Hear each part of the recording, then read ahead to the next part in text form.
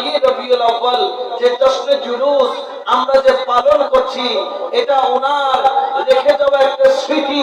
ওনার একটা কাজ করেছেন হুজুর আল্লামা কারি সৈয়দ তৈয়ব শাহ রাহমাতুল্লাহ আলাইহি, সারা জীবন শুধু একটা কাজ করেছেন, মানুষের অন্তরে হুব্বে মুস্তাফা জাগরিত করেছেন। মানুষের অন্তরে কি জাগরিত করেছেন? হুব্বে।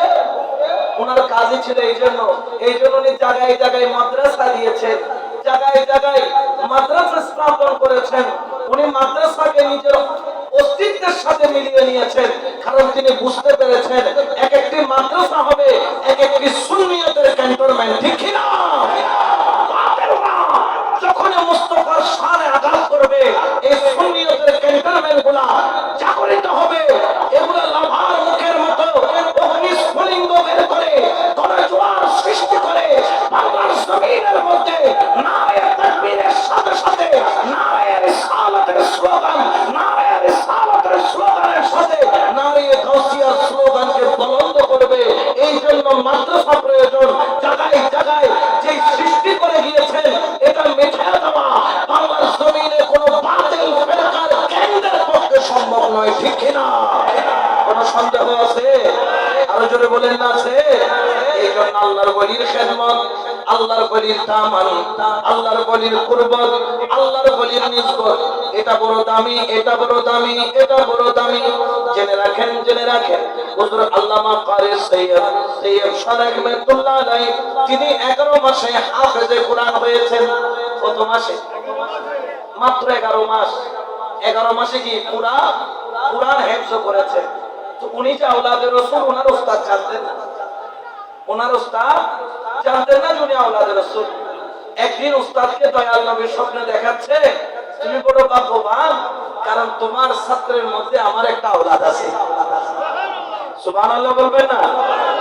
ও মাইজবান্ডারের গোলামের মুখের মধ্যে হুজুর আল্লামা কারি সৈয়দ তৈয়ব শাহ রাহমাতুল্লাহ আলাইহি সানা প্রশংসা দিতে করলাম। আমরা যারা তরিকাপন্থী, প্রত্যেক ওলি আমাদের মাথা তাজ। কোন ওলিকে ছোট করার মতো মন মানসিকতা আমাদের চিন্তা কল্পনার মধ্যেও আসতে পারে না। কিন্তু অনেকে আছেন ঘৃণা করে, আমাদের মধ্যে কিছু উস্কায় দেওয়ার মানুষ আছে, এগুলোর কারণে আজকে আমাদের এই অবস্থা। ঠিক কিনা? অনেক 11 মাসে হাফেজে কোরআন হয়েছে। রাসূল পাক স্বপ্নে দেখায়, তুমি বড় ভাগ্যবান, তোমার ছাত্রের মধ্যে আমার একটা কি আছে? আওলাদ আছে। এখন আওলাদটাকে উনি তো বের করতে পারতেছে না। এখন কি করলেন? উস্তাদ সবার হাতে একটা একটা কমলা দিলেন, প্রত্যেক ছাত্রের হাতে একটা একটা কমলা দিলেন। কমলা দেওয়ার পরে বললেন, উস্তাদজি বললেন, এই কমলাটা তোমরা নিয়ে যাও, এমন জায়গায় গিয়ে কমলাটা তোমরা খাবা যেখানে আল্লাহ তোমাদেরকে দেখবে না। আল্লাহ তোমাদেরকে, ছোট বাচ্চারা সুন্দর করে ঘরের মধ্যে লাইট ফ্যান বন্ধ করে, বুঝছেন, আলো টালো নিবিয়ে, মানে আল্লাহ না দেখে পান কি করে ফেলি, চুলি খেয়ে ফেলি। কিন্তু সবাই খেয়ে ফেললো। এখন দেখে যে সবাই এসেছে, একটা ছাত্র আসে নাই। ওই ছাত্রের নাম হলো হুজুর আল্লামা কারি সৈয়দ তৈয়ব শাহ রাহমাতুল্লাহ আলাইহি। অনেকক্ষণ পরে তিনি ঘেমে ঘর্মাত্মক, সারা শরীর ঘামতে ঘামতে ভিজে গেছে। উস্তাদ দেখলেন ওনার হাতে কমলাটা রয়ে গেছে। বললেন, বেটা, এই কমলা যে তোমাকে দিলাম, এই কমলাটা তুমি খাও নাই কেন? এটা কেন খাও নাই? সবাই তো আল্লাহ যেখানে নাই সেখানে বসে খেয়ে ফেলেছে। হুজুর আল্লামা কারি সৈয়দ তৈয়ব শাহ রাহমাতুল্লাহ আলাইহি উস্তাদজিকে বললেন, উস্তাদজি, আমি আজকে সারা দিন শুধু দৌড়াইছি, আমি এমন কোন জায়গা পাই নাই যেখানে আল্লাহ নাই। যেখানেই যাই সেখানে আমি আল্লাহর কুদরতি মেহসুস, নূরের তাজাল্লিয়াতের মেহসুস আমি করতে পারি। বড় করে বলেন সুবহানাল্লাহ। বুঝে নিলেন ইনি আওলাদে। ইনারা কোন মর্যাদার বলি? হুজুর আল্লামা কারি সৈয়দ তৈয়ব শাহ রাহমাতুল্লাহ আলাইহি সম্ভবত 1942 সাল থেকে এখানে আসা যাওয়া, এরপরে বাংলাদেশ হওয়ার পরে 1976 সাল থেকে এখানে আসা যাওয়া, এবং উনি এখানে আসার পর অনেক সংস্কার করেছেন। সবচেয়ে যে আপনারা আজকে খাতমে গাউসিয়া শরীফ পড়েন, এই খাতমে গাউসিয়া শরীফ সুন্দর করে পাতারটিপ এগুলা উনি প্রণয়ন করেছেন। এই যে আপনারা তরজমান পড়েন, এটা উনি আহলে সুন্নাত ওয়াল জামাতের মুখপাত্র উনি প্রতিষ্ঠিত করেছেন।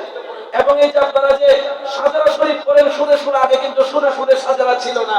এই সুরে সুরে সাজারা হুজুর আল্লামা কারি সৈয়দ তৈয়ব শাহ রহমাতুল্লাহ আলাইহি এমন আপনাদেরকে দিয়েছেন, এবং বলতেছে এই সুরে সুরে সাজারা দেওয়ার পর থেকে এই সাজারা বাংলাদেশের আনাচে কানাচে এত দ্রুতভাবে ছড়িয়ে পড়ছে যেটা আগে হয় নাই। এই সুর দেওয়ার কারণে এই সাজারা এত সুন্দর করে ছড়িয়ে পড়েছে। বড় করে বলেন না সুবহানাল্লাহ।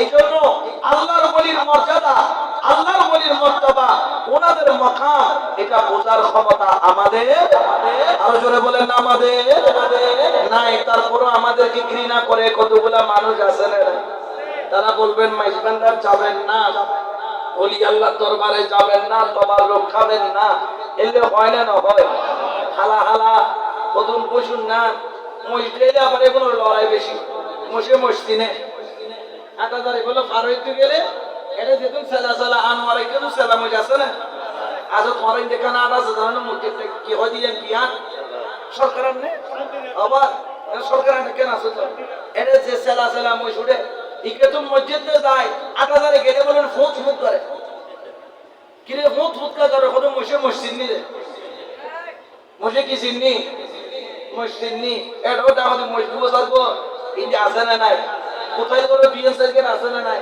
এ তাহলে কি বাস করছে হয়তো দহরা তোমার এটা দহরা হয় যে কি হয় বিলবিলে ব্রিজ জুড়ে আসলে কি হয় দহরা হয় ছেলে তারা বাস করছে কি বাস হয়তো দহরা বাস এলে দহরা মার্কা কজন আছে না নাই আমাদের সাথে তাদের কোনো সম্পর্ক, আরো জোরে বলেন না সম্পর্ক, ঈদের আরামে ফল ডাকে ডাকে না ডাকে হতে গৌসিয়া কমিটি কোন রবিউল আউয়াল মাস আইলে কি হয়েছে আর বান্দারে কতন হতন 11 মাস পর ঈদের এক মাস নিয়ে আর মাস আর বান্দারে এনে ফল নিতে একের মানুষ তো এই হতে ব্যাকেনি মিলি তারা ব্যাকতে কই হতে 12 মাস এখন কি আপনি তো বা ঠিক আছে, তবে হ্যাঁ পৃথিবীর বুকুত ব্যাকুল ফল, ফল ছাড়া কোনো মানুষ, তবে তোমার আশায় কাছে কি আর ফল কি ফল লেশো বাবা কিউর ফল টিয়ার ফল ইন রিয়াল দিলে কি আর ফলটাই ডলার দিলে কলার ফলটাই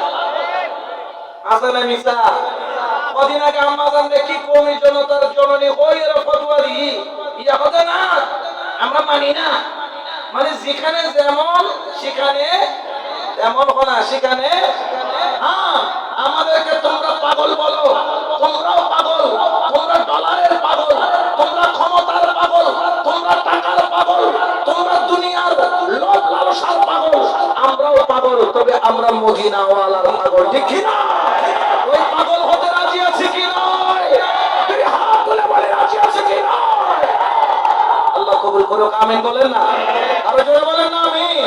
এজন্য শায়রা বলেন এসো না এসো না পাগলের দলে, এসো না এসো না পাগলের দলে, ওই পাগলের